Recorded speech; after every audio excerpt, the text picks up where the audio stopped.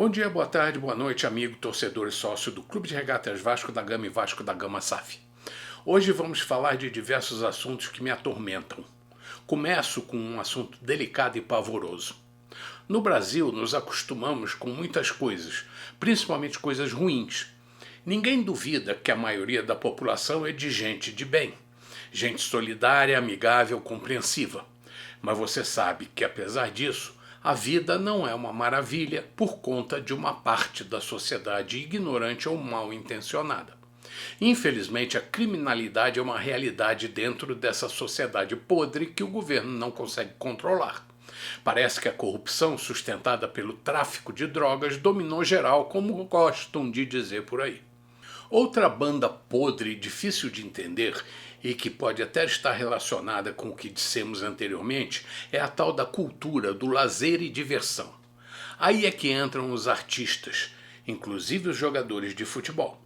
Porém, se um artista deseja viver do seu trabalho, de sua arte, ofereça ao seu público e submeta-se à avaliação da qualidade de seu produto. Mas o que mais vejo por aí é artista precisando de verba pública, de lei de incentivo, dinheiro dos pagadores de impostos. Nesse caso, para mim, esse pessoal não é artista que deseja viver da sua arte. Eles querem sim o nosso dinheiro e seria mais honesto se candidatassem a um cargo de funcionário público. Talvez essa seja a principal diferença entre um artista que fica de olho no dinheiro do pagador de impostos e um desportista profissional, tipo jogador de futebol, que não conta com uma lei Rouanet para pagar suas contas. Ou será que você acha que um bom jogador que troca sua habilidade pelo dinheiro do seu ingresso no jogo é igual a um artista que precisa do seu imposto para viver, inclusive para custear seu vício? Responda com sua cabeça de torcedor. Será que só eu entendo que estamos num país em que os investidores estão fugindo com medo da insegurança jurídica de um país capenga, cujas leis, e isso temos muitas, são interpretadas de acordo com o atual dono do país? Para mim, isso tem nome e é ditadura. E os youtubers, jornalistas alienados e torcedores que adoram viajar na maionese não enxergam que cada vez fica mais difícil conseguir atrair dinheiro honesto para tocar o Vasco. Cadê os investidores honestos? Bom, o segundo assunto que eu quero tratar aqui diz respeito à segurança dos torcedores. Surgiu novamente um velho mistério que sempre aparece quando o Vasco tenta jogar contra o Flamengo em São Januário. Claro que eu sei que isso não foi e nunca será autorizado e que o grupo de polícia dos estádios do Rio de Janeiro não garante a segurança do local para que o Vasco, com mando de campo, enfrente o Flamengo em São Januário. Ora, nosso estádio foi o maior e, por consequência, o melhor estádio para realizar jogos de futebol antes da inauguração do Maracanã. Agora a polícia continua tirando o corpo fora. Isso é o atestado da falência do governo do Rio de Janeiro e o reconhecimento de que o Estado não consegue controlar a criminalidade. Eu acho que, no mínimo, o Vasco não deveria pagar aluguel para jogar em outro local enquanto o Estado não garantir a segurança. Temos um estádio vistoriado, aprovado e liberado por todos os órgãos responsáveis pela realização de eventos esportivos. E se o Estado não pode fornecer segurança, pelo menos deveria usar o dinheiro do pagador de impostos para custear o aluguel do Maracanã ou do Newton Santos, e não do Vasco ou do torcedor. Em São Januário, o Vasco tem despesas, mas não paga aluguel. O que você acha disso? Outra coisa, e esse é o nosso terceiro tópico, é a importância que ganharam os grupos de assessoria de jogadores. Existem equipes especializadas em garimpar, conversar e negociar com atletas e familiares de jovens promessas. Os clubes anteriormente encontravam nas várzeas, nas peladas, jovens com potencial de suprir suas equipes principais. Hoje os clubes viraram laboratórios para aprimorar atletas que já possuem gestores de suas carreiras, transformando-se em filiais e sócios deles. São entidades que surgiram agarradas aos departamentos de futebol dos clubes, dividindo os louros e as verbas decorrentes do futebol. Quem perde é o clube e os jogadores que têm que sustentar esses atravessadores. Claro que alguns dizem que sem esses intermediários as coisas ficariam mais complicadas, afinal, ao mesmo tempo em que o mundo globalizado encolheu, ele também agregou mais funções que os clubes do terceiro mundo não conseguiriam controlar, como as centenas de carreiras de possíveis futuros atletas. Mas as SAFs têm obrigação de atuar nessa área, afinal, elas são empresas, ou deveriam ser, e não associações administradas por sanguessugas. Se discorda da minha opinião, comente, se não, dê o seu like para que eu possa continuar fazendo minhas críticas. Um quarto assunto que me passou pela cabeça é sobre como qualificar a atuação do Pedrinho com relação à briga com a empresa americana 777, que resultou na retomada do controle do futebol do Vasco. Isso teria sido um golpe ou teria sido a única saída para salvar o Vasco? Alguns dizem que foi a única alternativa para consertar o que já vinha desmoronando. Outros dizem que foi um golpe dado pelo grupo que venceu a eleição e que aproveitou para surpreender a 777 antes do vencimento do prazo estipulado para um novo aporte financeiro. Tudo baseado na suspeita de que a empresa estava frágil financeiramente e não poderia garantir a continuidade do funcionamento da SAF. E aí, quem tem razão? O Pedrinho fez o certo ou deu uma rasteira no sócio? Ele se antecipou antes que o Vasco se afundasse de vez ou se precipitou e deu um golpe? Muitos acham que ele agiu corretamente e eu tendo a concordar. Mas e onde está a 777? Já faliu? Foi incorporada por outro grupo ou está escondida só tomando fôlego? Lembram quando eu disse que um rolo jurídico deste tamanho não seria resolvido num passe de mágica? Já viram quantas pontas soltas acabaram surgindo desde que essa briga começou? Se você acha que devo continuar tratando desse assunto, comente e deixe o seu like. E por falar em rolo, vamos para o quinto assunto. É outro pepino que sonhávamos que seria resolvido rapidamente. É a tal da reforma do estádio de São Januário. Passou 2024 e nada da obra começar.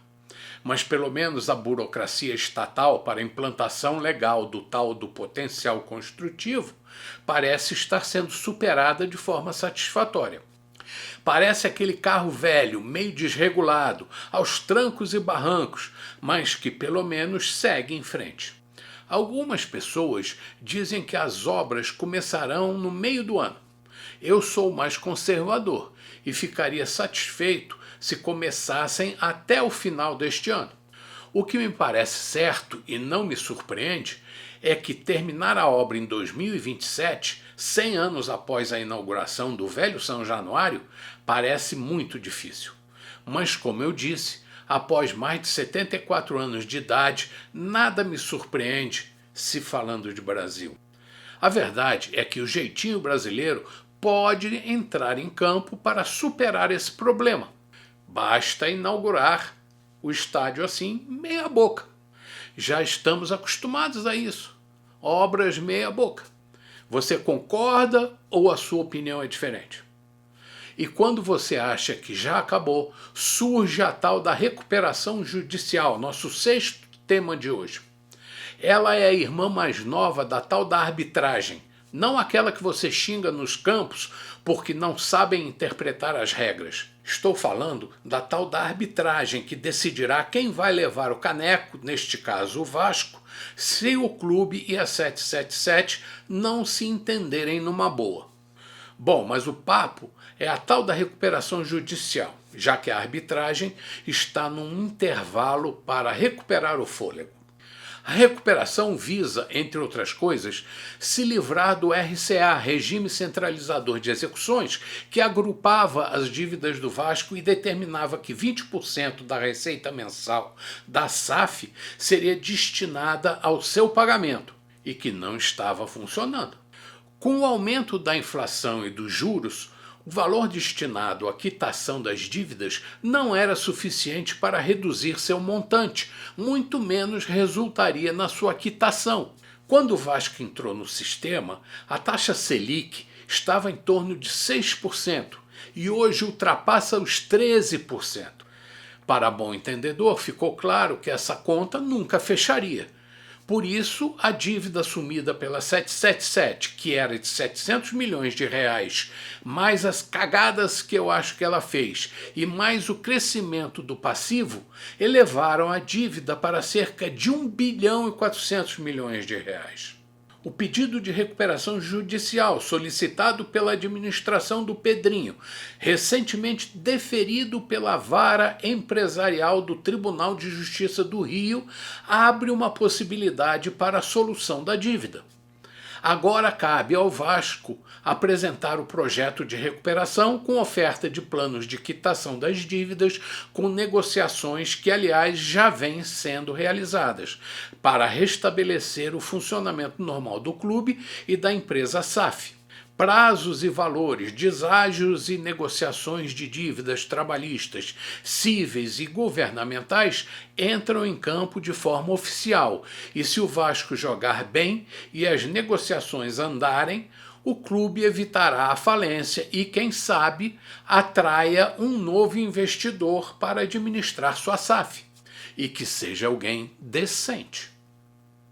E agora surge o sétimo tema, e não poderia dizer respeito senão à nossa querida imprensa, não confiável, corrompida, criada e amestrada pelos professores da Escola de Frankfurt. Depois de 74 anos de vida, passando por muita coisa, não dou direito de me pedirem que acredite na isenção de jornalistas do GE, braço esportivo da nefasta Globo Lixo. E ainda sou obrigado a ver jornalistas que se dizem isentos, amigos desses coleguinhas, lembram da história do amigo do meu pai, defendendo a honestidade deles.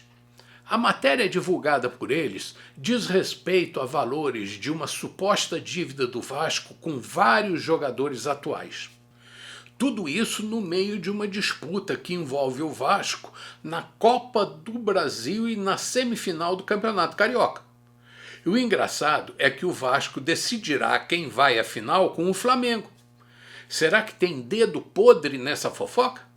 A verdade é que isso forçou a direção do Vasco a emitir uma nota pública dizendo que tal matéria foi baseada em um documento de outubro do ano passado, vazado sei lá por quem e com que intenção, e que era uma fake news, pois os valores relativos às dívidas existentes àquela época já haviam sido negociadas com todos os jogadores. Inclusive o Vasco não achava justo incluir tais dívidas na recuperação judicial já planejada naquela época, para não justificar um deságio sobre esses valores que poderia criar atrito entre a direção e os atletas no meio de uma competição. A fofoca, jogada no furacão vascaíno pela imprensa, em plena festa de carnaval, baseada numa mentira, só pode ter sido plantada para diminuir o esforço do Vasco em se reestruturar. Todo vascaíno está muito consciente de que se a recuperação judicial não der certo, a Vasco SAF pode falir. Mas a imprensa vendida poderia pelo menos se conter e não torcer para que seu sonho se torne realidade. Eu não disse que o Vasco é um poço de conteúdo para quem gosta de uma fofoca? Eu falei isso. Pois é, vamos em frente, mas agora já estou cansado de tanta especulação e falatório. Mas para quem ama o Vasco, a esperança de dias melhores não sai da cabeça. Por enquanto, pessoal, bom dia, boa tarde, boa noite, amigo, torcedor e sócio do Clube de Regatas Vasco da Gama e Vasco da Gama SAF. Até mais.